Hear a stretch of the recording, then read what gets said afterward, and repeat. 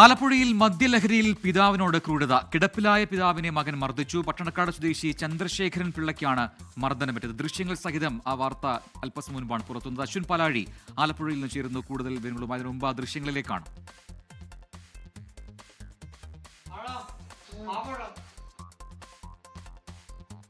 അശ്വിൻ, ഈ ദൃശ്യങ്ങൾ അത് കണ്ടു നിൽക്കാൻ കഴിയുന്നതല്ല.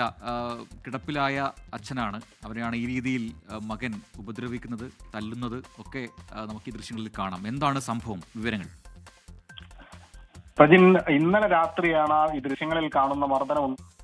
ഈ അഖിൽ മദ്യപിച്ചെത്തി വീട്ടിൽ പ്രശ്നമുണ്ടാക്കിയിരുന്നു.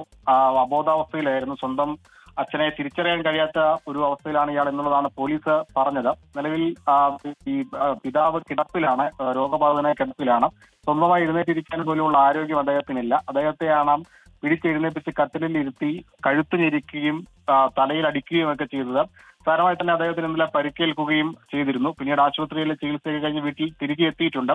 ഒപ്പം ഈ ദൃശ്യങ്ങൾ പകർത്തിയത് ഈ മർദ്ദിച്ച അഖിലിന്റെ സഹോദരൻ നിഖിലാണ്. ഒപ്പം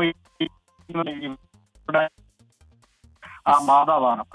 ഇവർ രണ്ടുപേരും പിതാവിനെ രക്ഷിക്കാൻ ശ്രമിക്കുകയോ ചെയ്തില്ല എന്നുള്ള ഒരു സംഭവം കൂടിയുണ്ട്. നിലവിൽ എന്തായാലും പോലീസ് സംഭവത്തിൽ കേസ് രജിസ്റ്റർ ചെയ്തിട്ടുണ്ട്. ഈ ദൃശ്യങ്ങൾ പകർത്തിയ നിഖിലും മർദ്ദനം നടത്തിയ അഖിലും ഇപ്പോൾ ഒളിവിലാണ്. ഇവർക്ക് രണ്ടുപേർക്കും വേണ്ടിയുള്ള തെരച്ചിൽ പോലീസ് ആരംഭിച്ചിട്ടുണ്ട്. എന്തായാലും അതിക്രൂരമായ മർദ്ദനമാണ് പിതാവിന് മകനിൽ നിന്ന് മദ്യലഹരിയിൽ നേരിടേണ്ടി വന്നത്.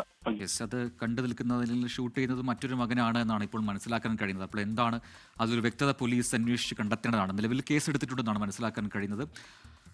അതിൽ കൂടുതൽ വിവരങ്ങൾ വരും മണിക്കൂറുകളിൽ പുറത്തു വരികയും ചെയ്യും. അശ്വിൻ പാലാഴിയാണ് വിശദാംശങ്ങൾ നൽകിയത്.